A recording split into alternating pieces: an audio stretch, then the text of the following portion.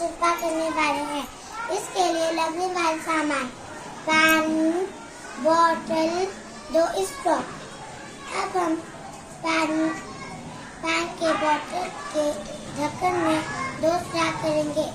फिर हम पानी के ढक्कन में 2 स्ट्रॉ डालेंगे। फिर बाद में हम पानी के ढक्कन को पानी डालेंगे।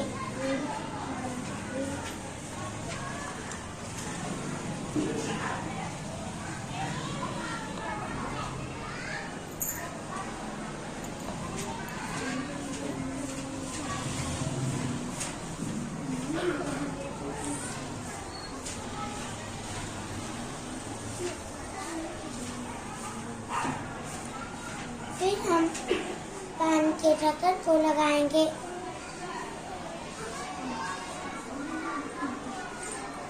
फिर पानी में हम फूकेंगे।